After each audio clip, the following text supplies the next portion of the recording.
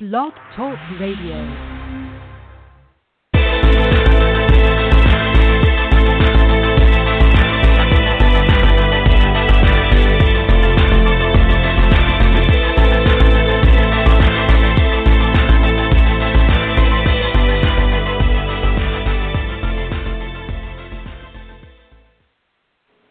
Hello and welcome to Virtues of Peace. I am happy to be joined again for a second installment on the barbarization of the sky with Charlie Hanley. Hello. Good to be with you there again. You are. Taylor Ackerman. Hello. And Randy Olson. Hello. So to introduce Charlie again, who was with us last week as well, he is a Pulitzer Prize winning author and investigative journalist who broke the story about the No Gun Re massacre in the late 90s with his team at the Associated Press. That investigative reporting led to this book called The Bridge at No Gun Re. We talked a little bit about this last week, but also, and we're so happy to have Charlie with us because he has a new book coming out called Ghost Flames, Life and Death in a Hidden War that will be released in August with Public Affairs.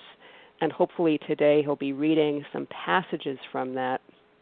But before we dive into today's topic, which is focused on the barbarization of the sky in the north, in North Korea, let me just bring us back to speed with what we've been talking about for the last 2 weeks. This is the third in an installment of a series devoted to the Korean War. This is the 70th anniversary of the Korean War. And we begin this dialogue with a 1912 essay published by Bertha von Suttner, who was the first woman to win the Nobel Peace Prize in 1905. And in 1912, she wrote this little pamphlet called The Barbarization of the Sky. So that laid the foundation for these conversations about the Korean War, which is known as the Forgotten War in the United States. And so we're looking at the war through the sky and looking at the aerial bombardment campaigns in both South and North Korea by the U.S. Air Force. As we said last time, this is a war about which the average American has amnesia. And again, it's known as the Forgotten War, the Korean War. And I just want to again remind the listener of the full titles of Charlie Hanley's two books. One is The Bridge at No Gun Re, A Hidden Nightmare from the Korean War. And then his forthcoming book, Ghost Flames, Life and Death in a Hidden War. And as we talked last time, so the Korean War is a forgotten war, but also it's hidden. And so there's been some intentional oblivion, as we say, about this war. And Charlie has done a lot of the heavy lifting in bringing some of these stories to consciousness. We hope that we continue doing that today. Also, just bringing us up to speed with the prior conversations. When we talked about No Gun Re last week and the barbarization of the sky in the South, we mentioned that No Gun Re includes both this strafing campaign by the U.S., which is attacking with machine guns mounted to airplanes, groups of refugees, civilian refugees. So the No Gun Re massacre begins with this strafing from an airplane, and then civilians take shelter underneath a bridge and these tunnels. And so the No Gun Re story involves the air and the the strafing from aerial vehicles, as well as artillery, the ground, and firing guns and machine guns from the ground. And that's a little bit different than what we're talking about today, because we were just talking about bombing from the sky, and no mention will be made of artillery in the north. But before we begin talking about this campaign, two things I want you, the listener, to keep in mind. One is people do make a distinction between targeting with a gun and like pointing and aiming the gun at a human target versus dropping a bomb from the sky. That is, you'll see people saying things like, when you're targeting with a gun, the human is, quote, individualized. It's like more specific. You're targeting a specific person, or in the case of Nogonri, a group. So the target is more individualized. And there is a distinction made. Perhaps it's just a rhetorical sleight of hand, but between that kind of aiming from the ground with a gun versus aiming from the sky at a target. So that's one thing to keep in mind, and perhaps something for you to think about or call in later when we start accepting calls. The second thing is, when we talk about the aerial bombardment of the north, it's really important to keep in mind the timeline. So the Korean War lasts for 3 years, from 1950 to 1953. And the aerial campaign of the United States, which is bombing under the UN imprimatur, if you will, this is a campaign of escalation from 1950 to 1953. So the U.S. keeps ratcheting up, if you will, the bombing, and the targets keep shifting.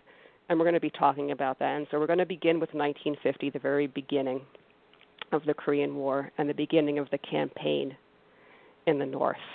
So to begin that conversation, I'm going to ask Charlie to talk about the early campaign in the north, aerial bombardment campaign. And at this point, General MacArthur is in charge. He was replaced. But what is it that General MacArthur was doing with the air campaign in 1950, Charlie? Well, MacArthur, of course, was the overall Far East commander based in Tokyo, and he was confident of victory by the fall of 1950, but in late October, early November of 1950, there was suddenly a menacing turn for the Americans, because for the first time, enemy jet aircraft, MiG-15s, were rising up to fight the U.S. bombers, the U.S. Air Force bombers and fighter planes that were flying over North Korea, and they were very capable, the MiG jets. And secondly, on the ground, the first Chinese ground attacks were mounted. The first big ground attacks by the Chinese were mounted against the South Koreans and the American troops on the ground in North Korea. And in early November, General MacArthur ordered that there be 2 weeks of maximum air efforts.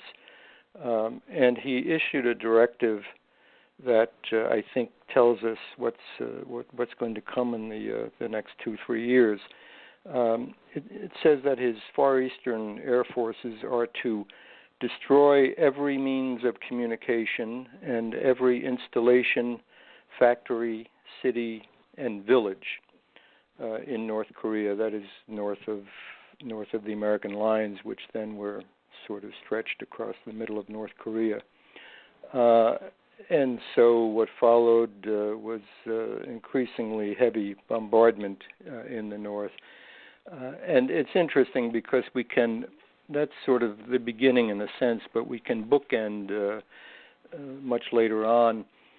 Curtis LeMay who was the commander of the Strategic Air Command. Most of the bombers, most of the big bombers, the heavy bombers, were his bombers from mainland U.S. sent over to bomb North Korea. And Curtis LeMay, many years later in an interview, was asked about the Korean campaign. And looking back, he said, we eventually burned down every town in North Korea some way or another, and some in South Korea too. And so that was the result of MacArthur's orders in late 1950 to really lay waste to the north. And it was quite devastating. In many ways, it turned out to be worse than much of the bombing, even in the European theater in World War II. And certainly the tonnage of bombs dropped on North Korea were estimated at over 600,000 tons, and this was more than was dropped in the whole Pacific theater of World War II by the Americans.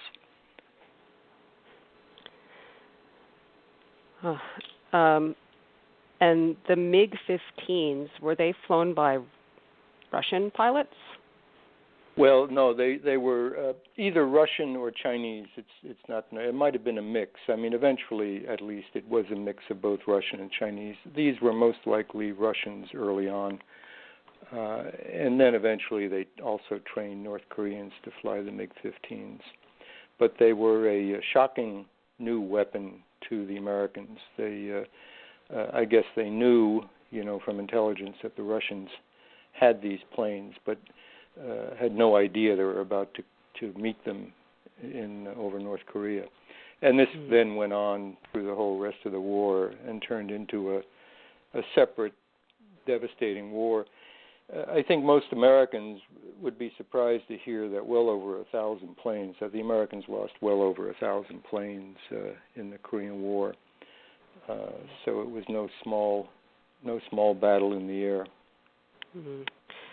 Indeed, and early on in 1950, the Soviet Union proposed to the UN Security Council a draft resolution decrying the, quote, inhuman, barbarous bombing by the United States Air Force of the peaceful population, towns, and populated areas in Korea. We have put this draft resolution on our show resources page. You can download it at virtuesofpeace.com and read it for yourself. So there was this voicing of barbaric aerial bombardment of the peaceful population, towns, and populated areas. The quote that you read by General MacArthur, every city and village was a target. And as we talked about last time, that seems to be a violation of the Geneva Conventions and the specific provision which protects civilian populations from being targeted. So this is brought to the UN Security Council, and the United States, the Secretary of State, Dean Acheson, does respond to this resolution. And he basically says that we're only targeting military installations. So I guess, sort of munitions factories are okay, and we're not targeting cities and villages. And so, Charlie, can you talk about that response? Is that true? Sure. What's going on with that? And the Acheson statement, I have it here. It's in the middle of it. The air activity of the United Nations forces in Korea has been and is directed solely at military targets of the invader. And he goes on to say it's well known that the communist invaders are using civilians as shields, or are using villages to hide their tanks, and are dressing up as civilians. The North Korean soldiers were dressing as civilians. As we noted last week, no matter what that statement from Acheson says in August of 1950, or early September, I suppose, it was very clear in our discussion last week that there certainly were indiscriminate attacks on civilians, and we're talking about South Korea at this point, so early in the war. And in fact, in those very early days of the war, a White House advisor, Clark Clifford, who later became a defense secretary many years later, in a memo to President Truman, he expressed concern that, quote, in bombing towns and cities in South Korea, we are bombing friendly people and friendly areas, unquote. So even a highly placed person like this is a little shocked at what he sees is going on in Korea. Then some weeks later, and around the time of Atchison's statement read at the UN, the Pentagon messaged Tokyo and General MacArthur and told him that his communiques should stop reporting that American planes were destroying villages and instead call them military targets. So clearly it's known everywhere that these civilian targets are being singled out, and there's an embarrassment over it, and they want to cover it up by calling them military targets. And then, as far as the North, moving on to the broader campaign and the strategic bombing, that campaign stepped up in the fall of 1950. And then after the truce talks began in mid-1951, the bombs became almost political tools, a way to try to pressure the North Koreans into giving up their fight and acquiescing to American demands at the truce talks. And the Air Force could be pretty explicit about this. One devastating attack on Pyongyang was officially named Operation Pressure Pump.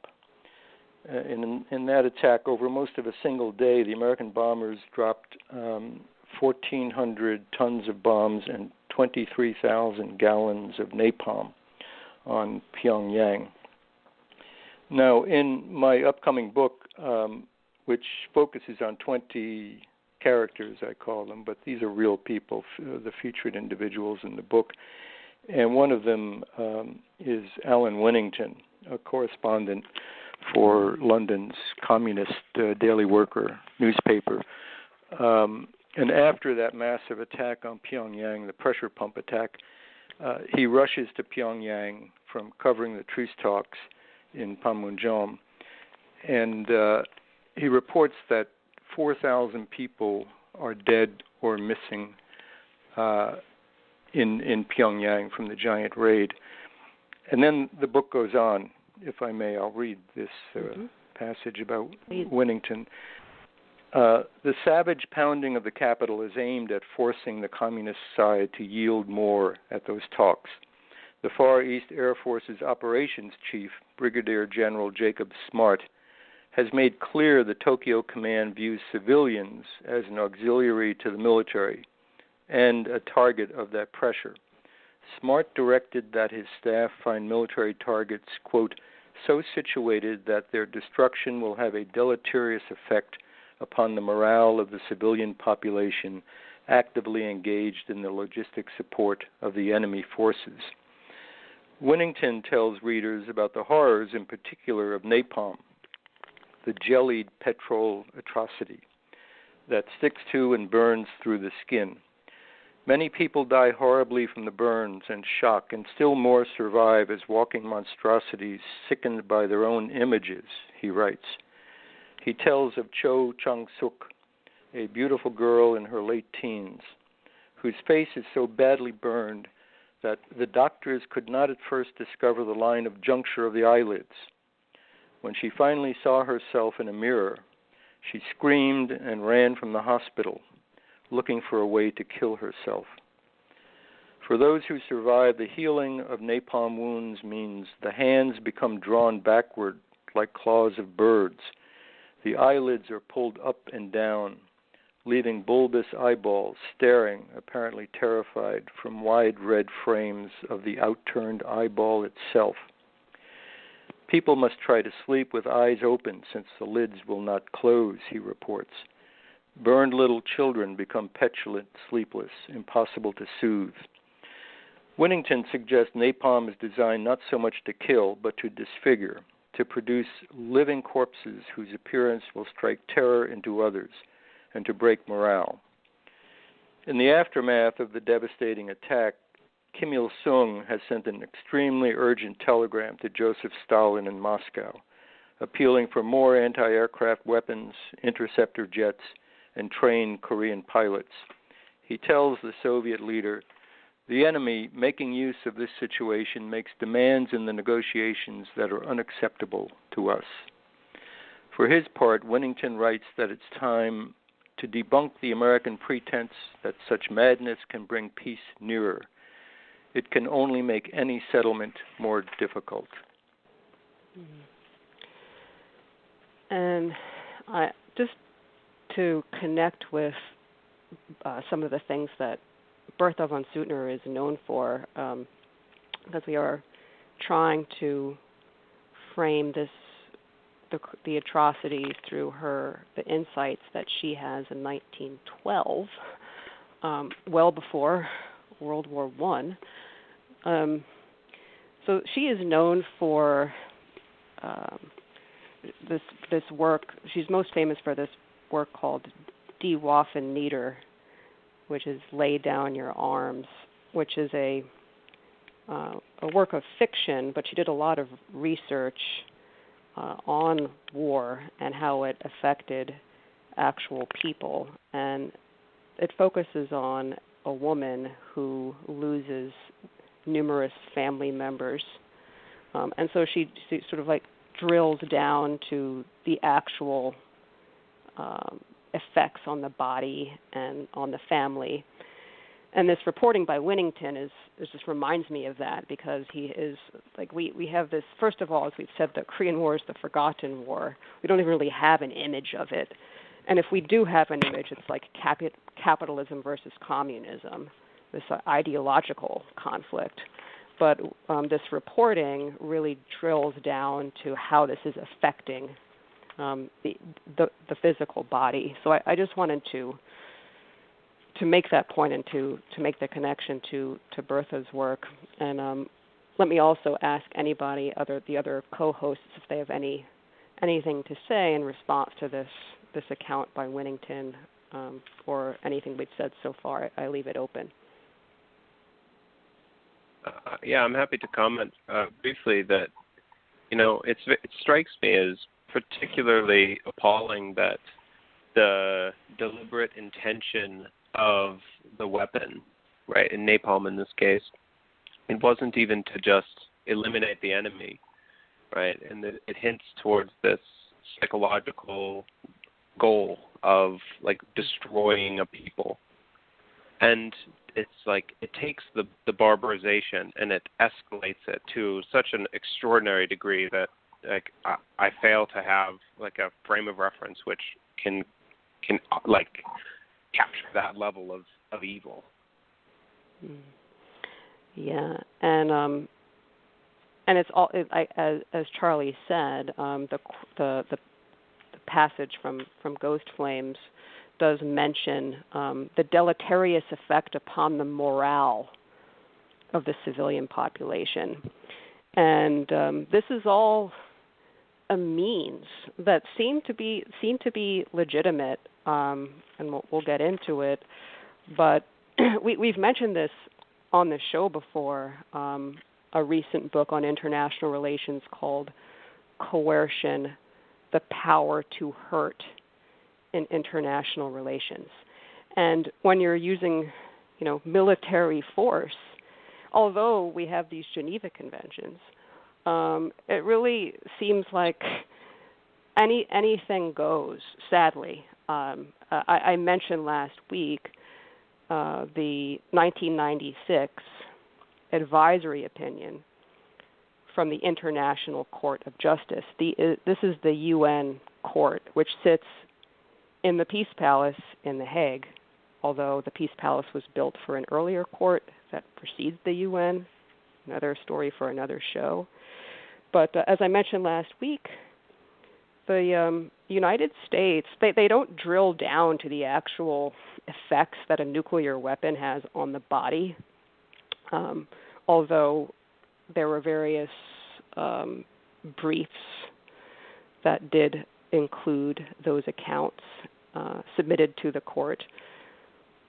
But they basically say, look, if the military objective is valuable enough and we need to kill 100,000 civilians to do it, like we're not targeting them intentionally. These passages show that they are being targeted, and we'll talk about this some more. But I still have a problem with this, as I said last week. You know, they say we're not targeting them, but if we know that there's going to be a large amount of civilians killed or disfigured or what have you, as is in the case of a nuclear weapon, it's totally legitimate to use it. So I'm not making it up. You can go read the U.S. argument in 1996 in support of not illegalizing nuclear weapons. And so that's point number one. I've been talking too long, so Taylor, did you want to say something, or are you pondering the atrocities here? Yeah, I think that going back to the idea of targeting, when you focus on the suffering of each individual, it becomes so much more intense.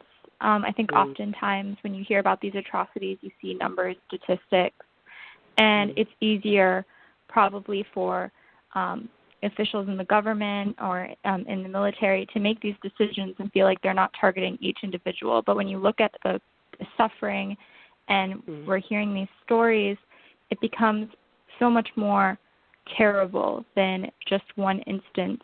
Well, even just one instance is terrible, but it is so many different instances, which is what I think makes the sort of aerial bombardment much more terrifying, because it's easier for the people performing it to distance themselves from what is happening. Mm-hmm. Yeah, it's a really. You know, if I may, Hope, please.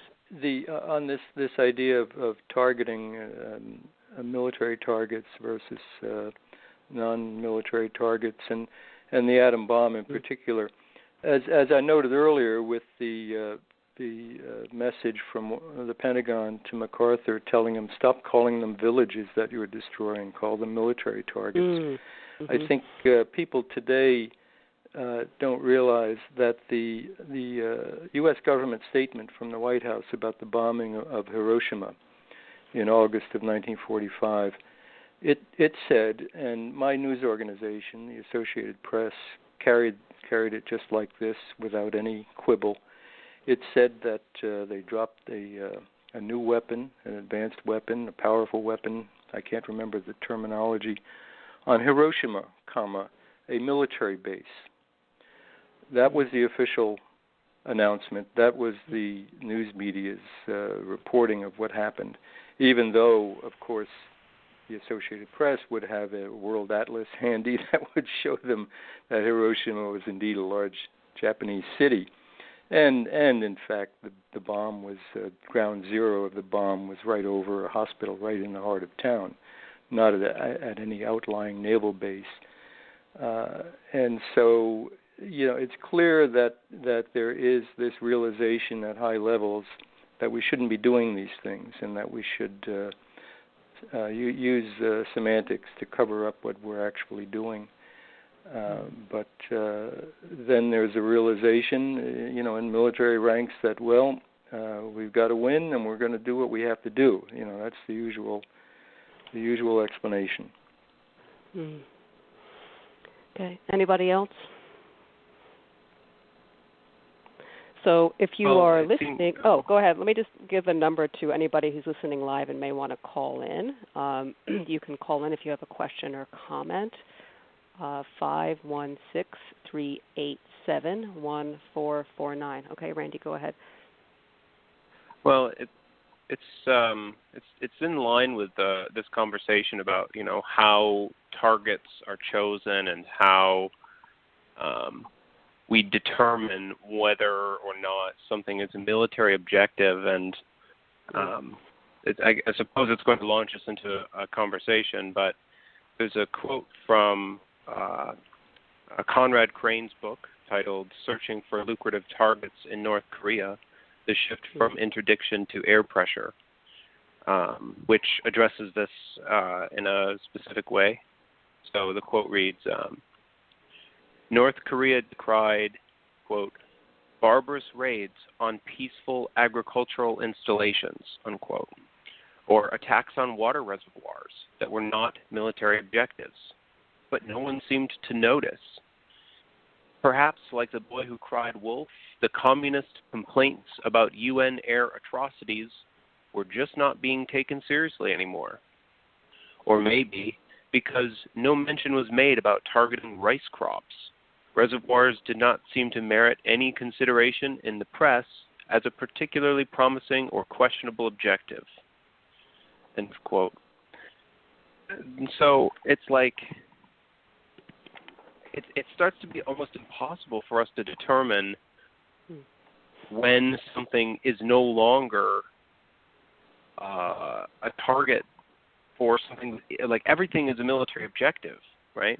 So, like, okay, water is something that we universally recognize as a requirement for human life, and let's target the water supply. Well, of course, it's a military objective, but the idea that that's going to influence or destroy the potential for like reconstructing life in this place for any foreseeable future is totally disregarded. And it's like, there has to be a line somewhere about when a military objective is like not something that we need to destroy, and perhaps there's another way, which it never makes it into the conversation. It's like, well, we're going to cut off the supply, therefore it's legitimate.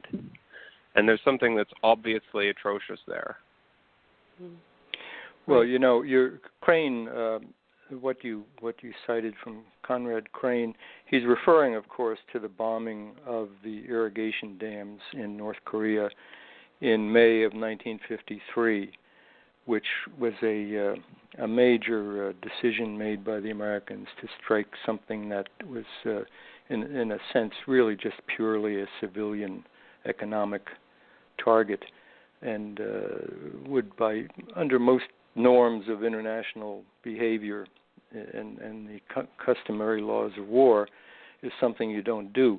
But, let me preface the irrigation dam bombing with, first of all, telling you about something that happened a year earlier. In early 1952, the Americans called a halt to a bombing campaign that they had dubbed Operation Strangle. And this was aimed at cutting off the rail supply routes for the North Koreans, particularly the supplies coming down from China. They called off the bombing because the North Koreans were just so good at repairing the damage overnight, with thousands of laborers who'd stream out in the nighttime and repair the rails and the ties and the various other facilities for the rail system. And the Americans, so the North Koreans were able to repair much of the damage, and the Americans, meantime, were losing too many bombers shot down by anti-aircraft crews, and they were mostly Chinese. And so the Air Force looked at it and decided the cost-benefit wasn't worth it, and so they stopped this Operation Strangle. But then a year later, in May of 53, they've hit on this other idea, and they began planning this in March of 53, of attacking the dams that irrigate North Korea's rice bowl, to flood the croplands and to try to devastate North Korea's food supply. And the raids did wreck two major dams and sending walls of water down the river valleys, washing away square miles of young rice. And this was a major blow to North Korea's food stocks. They had to ask for huge shipments of food aid from the Russians and the Chinese. But still, the bombers failed to destroy three other dams. during this campaign, which stretched over 2 or 3 weeks, as I recall. And again, the North Koreans were very, very good at quickly bouncing back to repair the damage.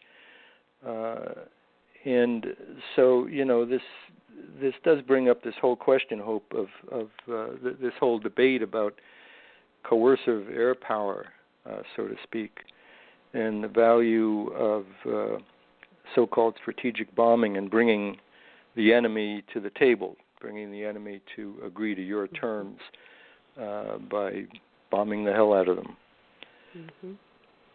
Yeah, and I'm going to play a clip in a moment of Bruce Cummings talking about the inefficacy of bombing, but I just wanted to build upon some of the things that we've said and sort of do some stock taking. We've been talking about the irrigation dam bombing of 1953. We began talking about this campaign in 1950 to bomb every city and village. We talked about how the Soviet Union tried to get a hearing in the United Nations decrying this barbaric use of U.S. air power. We also talked about Operation Pressure Pump in 1952, which used, was it 1,400 tons of bombs? Is that right? Mm-hmm. And that's correct. 23 gallons of napalm. So that's 1952. 23,000 gallons. Yeah, sorry. 23,000 gallons of napalm. And which Alan Winnington called the jellied petrol atrocity, he called it. Right. And so that's not enough. And we do this Operation Strangle, which is ineffective, trying to target railroads which were being quickly repaired. And so now let's target the food supply by bombing irrigation dams. So just a sort of review of this escalation that I talked about, although it's pretty horrible in the beginning, but these atrocities are getting worse and worse. So like I said, I'll play a clip in a moment, but I just want to go back to this bit about targeting. Number one, there's an infographic on the show resources page at virtuesofpeace.com, which does lay out that this campaign of aerial bombardment and escalation and increasing coercive power is done with the objective of getting the enemy to surrender and to agree to terms. So however horrible we can make this so that the enemy surrenders and agrees, this is why we use this air pressure. So you can see the infographic. It's from, I think, an article that was published by the U.S. Air Force in 1954 or 53, around there. And that's number one. So this, like Randy said, it just seems like there's no limit. Like if this is the objective, you can argue that really anything is necessary to achieve this objective. And these are these principles that are used in the law of armed conflict, that we have this principle of discrimination, that we cannot target non-combatants. We have a principle of necessity. Military necessity is a very important value. The subsequent Geneva Conventions replaced that with this thing called proportionality. So the military gain has to be proportional enough to the loss of civilian lives for it to be permissible. But it's like what counts as a target is very, seems to shift and is a very slippery thing if the campaign is going on and there's not this surrender and agreement. So we're broadening the notion of target in an impermissible way. I just leave it open to anyone to continue that thread, because I think it's really important.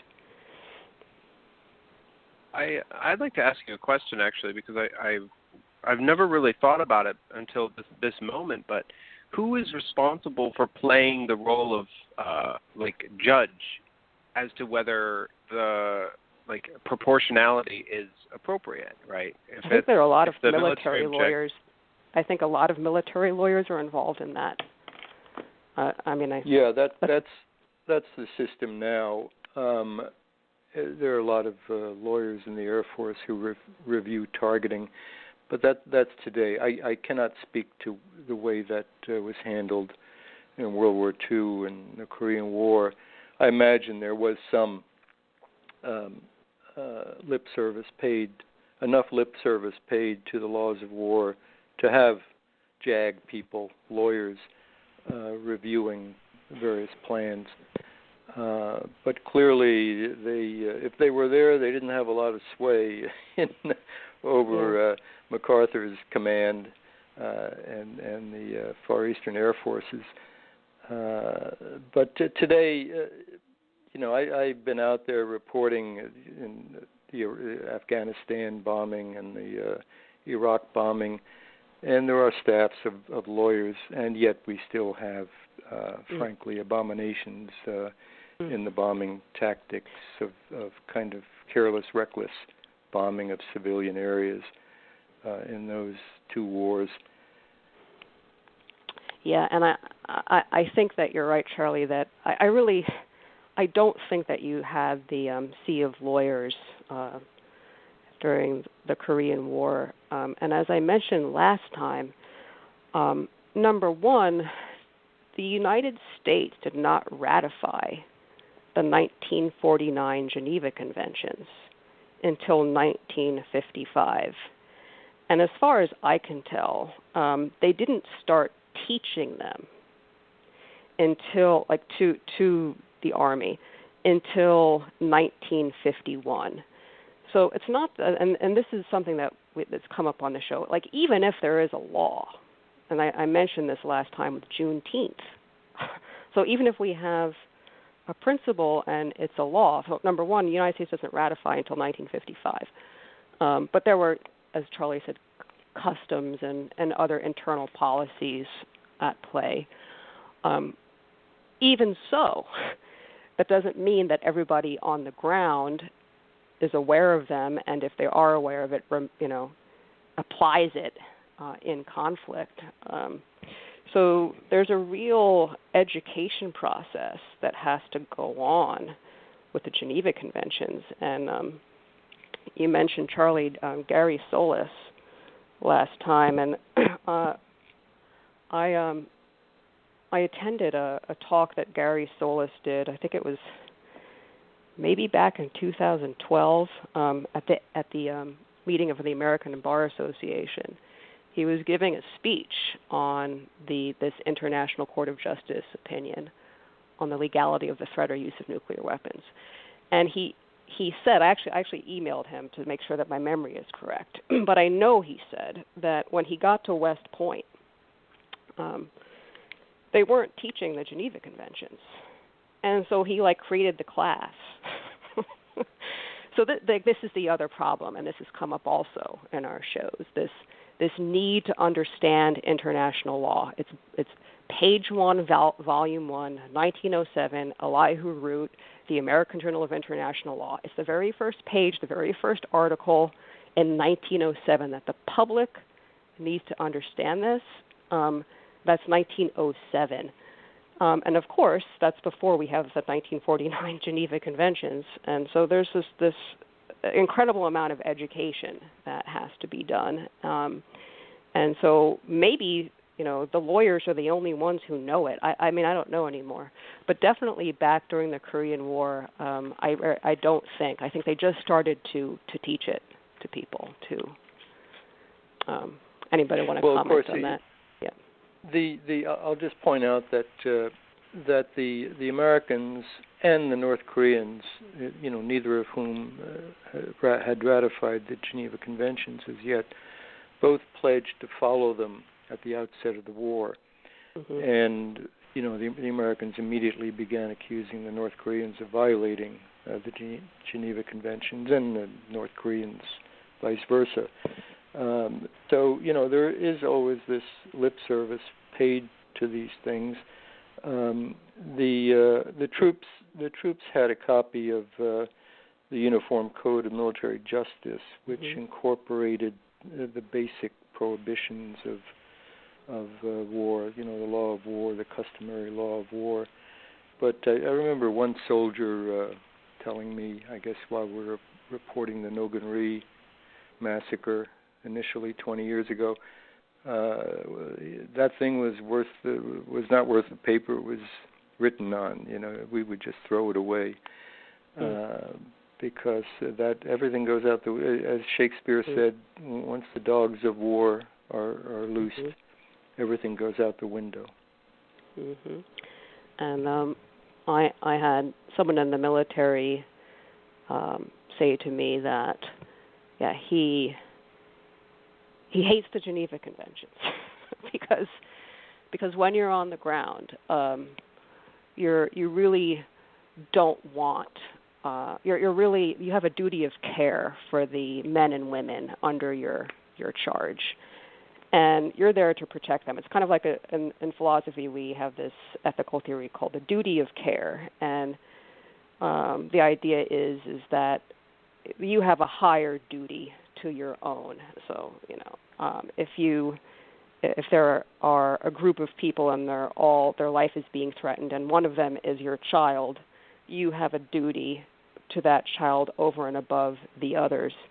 And so that kind of argument is behind his position that, in the actual fight, you have this duty to protect your own, and therefore the Geneva Conventions don't really make much sense. That's a different conversation, but I just want to add that. But even though, the Uniform Code of Military Justice has these principles, so I guess if you violate them, there's a potential court-martial. That's the kind of enforcement mechanism for the code. But I don't think that was happening. I don't know that. Do you know anything about that, Charlie? If there were people who were held accountable? There were actually when we began reporting the Nogan-Ri massacre, trying to confirm it. We checked the court-martial records from that time, and there was nothing like this, of course. But there were occasional courts-martial of individual soldiers for. You could tell that these were particularly egregious offenses of cold-blooded murder of a Korean, or a rape and a murder and this sort of thing, and it would usually require a good officer, to get somebody like that put on trial.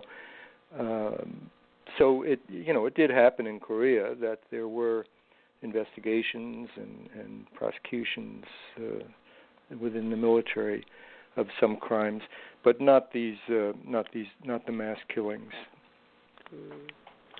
Okay, before I play the clip by Bruce Cummings, any follow-up thoughts, questions, comments?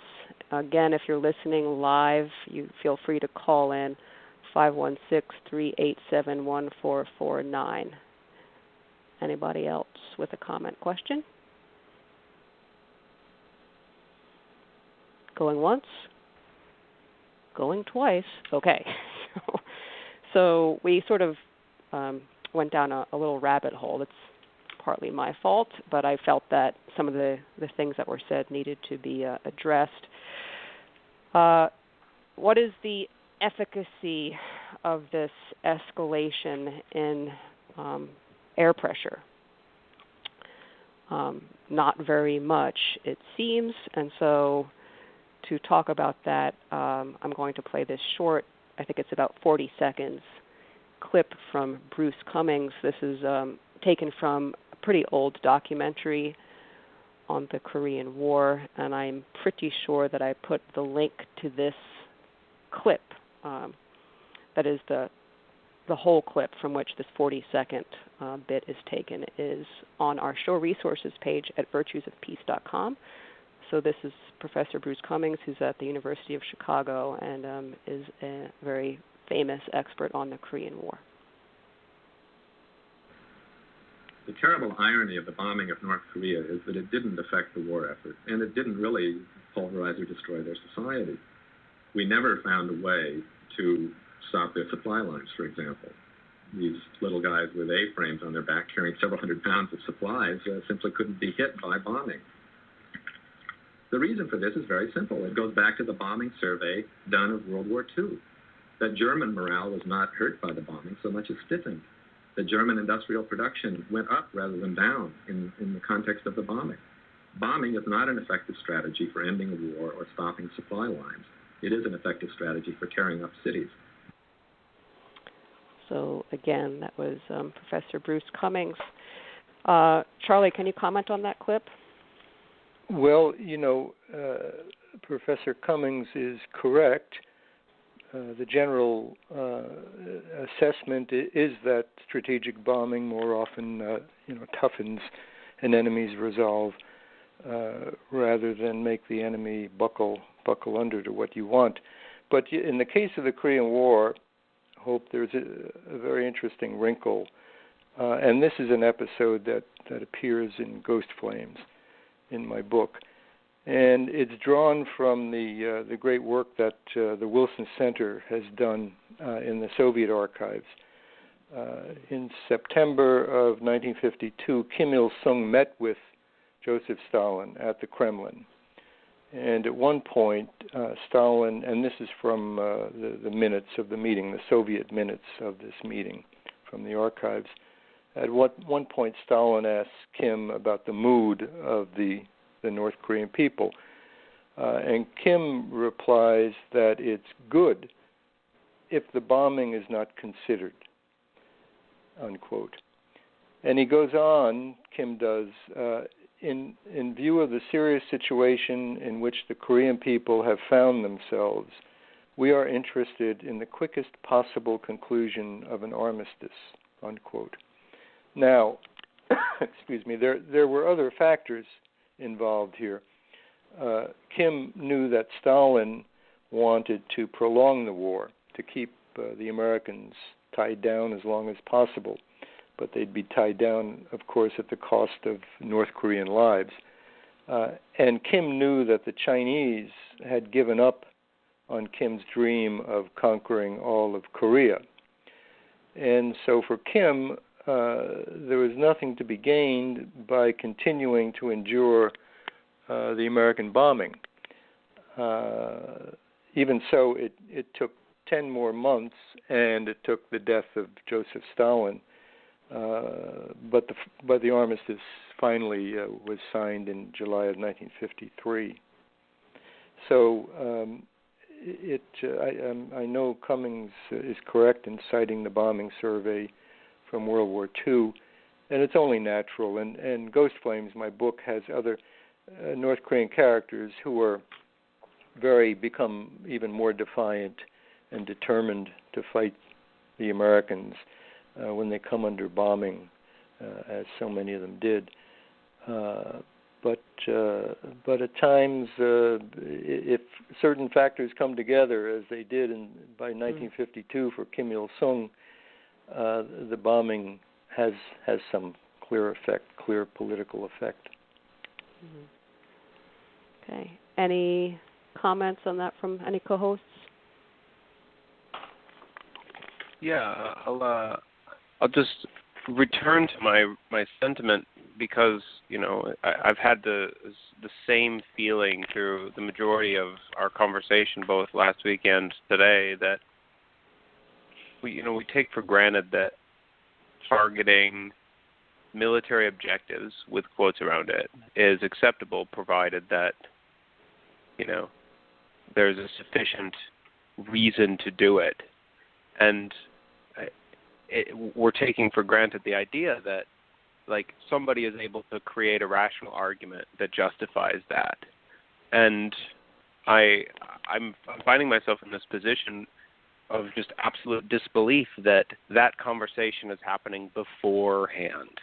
I have a suspicion that the bombings occur based on military objectives, and after the fact there's this investigation as to determine whether or not it's legitimate, not beforehand.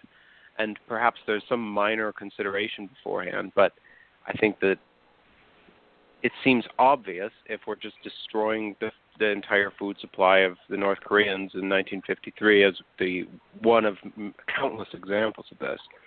You know, we're drawn to recognize the horrors of war and the realities of the limits of the international provisions, the Geneva Conventions. You know, it's like even when we have the best intentions with these things, it's like somehow there's something missing. Charlie, do you want to respond? Well, I would point out something that had always troubled me in recent times in covering wars around the world. And of course, we focus on the U.S. military because we're Americans, and they're the most powerful. But I always became very cynical about the reporting by the U.S. military of their air campaigns, and they would invariably say, "Well, we killed 19 terrorists in a strike at such and such a place in Afghanistan." And they would never explain how on earth they know they killed 19 terrorists. At best, they had some aerial reconnaissance that might have counted 19 bodies. But they would just go ahead, and anyone killed would be a terrorist in these bombing attacks in Afghanistan and Iraq as well. And then there were times when the military would be asked, well, how many civilians do you think you've killed? Well, first of all, they would say we take every possible measure to protect civilian life and to avoid killing civilians. Then when they were asked, well, how many civilians do you think you killed in this particular operation? They would say, well, we don't know. We don't keep track. We don't keep track of that. And of course, that just raises the question: if you claim that you're doing what you can to protect civilian life, and you want to correct any mistakes, any wrong tactics, how can you do that unless you're counting you're finding out how many civilians you're killing? So there's a big charade that has gone on for generations now about this. As I said, the atomic bomb was dropped on Hiroshima, a military base. Well, that tells you right off the bat that they just want to cover up and don't really care about the civilian casualties. And this is, as Hope was saying, the military will come back and say, well, we're at war. War is hell. And, the old slogan, there's an old slogan in the military that job number one is force protection. And so force protection, that is making sure my men don't get killed, is the first rationale that officers on up the ranks will reach for in explaining why they've done certain things. It's simply a charade, as I say. And I'm glad that Randy recognizes it. Yes, and I would just like to read the quote on our website for Virtues of Peace by Immanuel Kant, which is from his Perpetual Peace. I believe this is 1795. Reason from its throne of supreme moral legislating authority absolutely condemns war as a legal recourse. And this is the idea behind the early Hague peace conferences peace through law. And there have been, a number of commentators, other than Kant, of course, after talking about how this cannot be legal. I just want to mention, since we're getting close to the 4th of July, Charles Sumner, please read his True Grandeur of Nations. And he makes the point that what he calls trial by battle, which is basically solving a conflict by basically seeing who is standing at the end. That's just not rational. And any attempt to cloak it in rationality is doomed to failure. So it's similar to what Kant is saying. So these ideas have been out there, and we encountered them when we started learning about the peace through law movement, which I didn't know anything about that. I didn't learn that in my formal education. So there has been an attempt. And part of this attempt, I think, going back to Taylor's insight earlier, that part of the work needed here is just bringing to consciousness how horrible this is for the person, how it destroys families, and even if the person survives. So it doesn't. We tend to focus on the number of dead, but even if the person survives, there's incredible damage done to the psyche, to the family, to generations of children that come after. So this is something that we continue to work on, and it's why we do the show. I leave it open to anybody.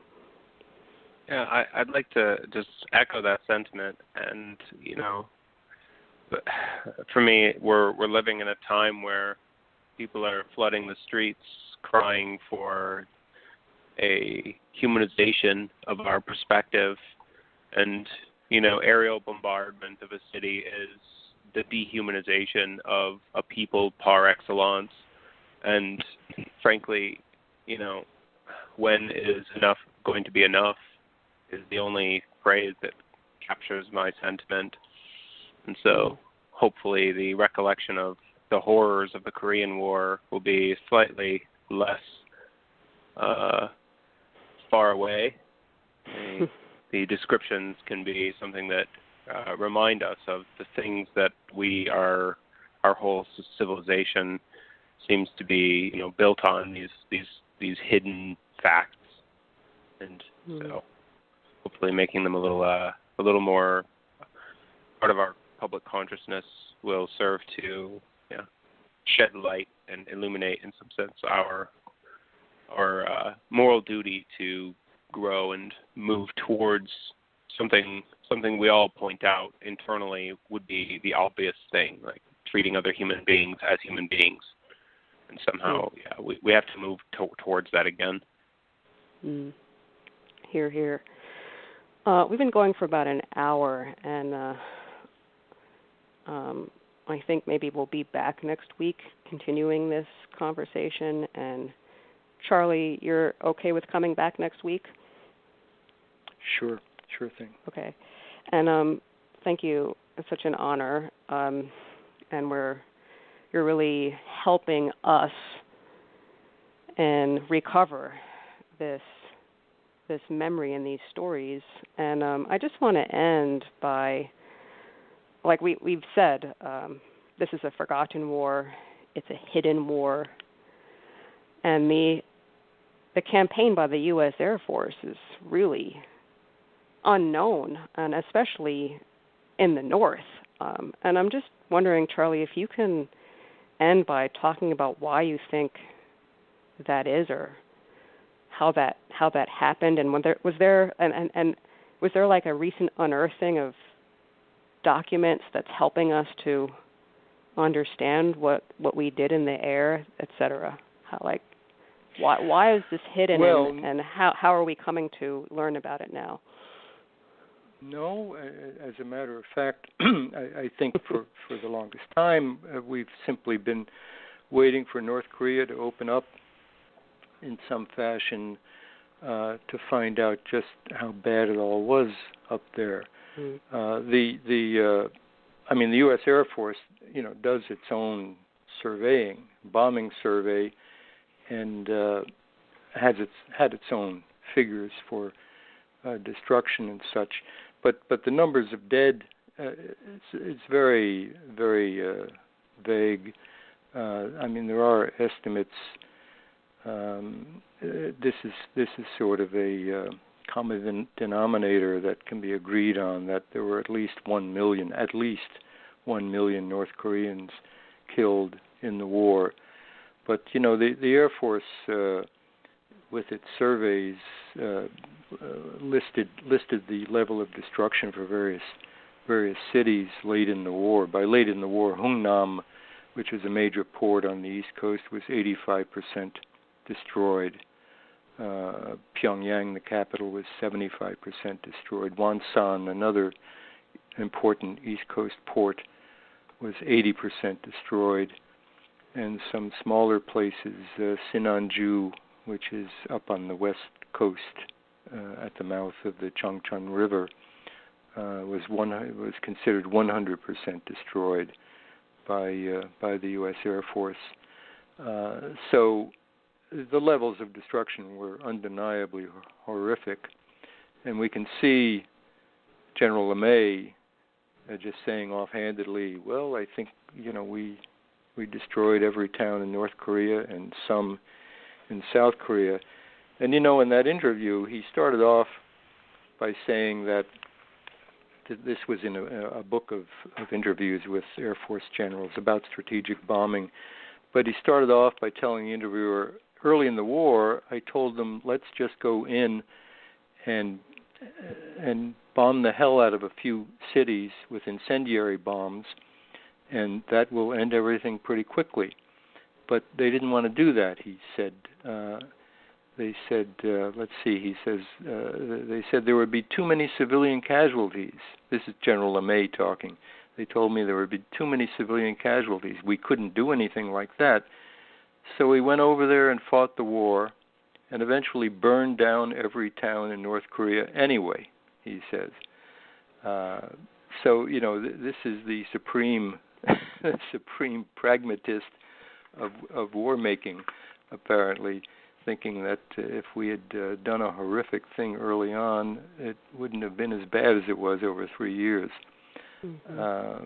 But it was bad. But we don't, as I say, everything awaits the opening of North Korea to really get a fix on particularly the casualty toll. Mm. Right, and so we're winding down this conversation, and I just want to make sure the other co-hosts do not have any other questions, comments before we end this installment. I'm rather satisfied. I'm ready for more next week, but seems like a lot to contemplate for now. Mm-hmm. I echo those sentiments. Yeah, I echo those sentiments. I think it's interesting, and I'm excited to continue the conversation next week. Right. So we will be back next week, and we will pick up on this question that I asked, which is why is this so unknown? And so one answer is we are waiting for North Korea to open, and we'll explore some other answers to that next week. And of course, this terrible stories, help us, I hope, to understand the current position of North Korea and why they are so reluctant to give up nuclear weapons. I think that this history is absolutely essential to understanding their bond, if you will. So I will leave it there. You have been listening to Virtues of Peace, and we will be back next week continuing with the barbarization of the sky in North Korea during the Korean War. Have a happy 4th of July, and thank you for listening. And please check out our show resources page at virtuesofpeace.com. Bye-bye.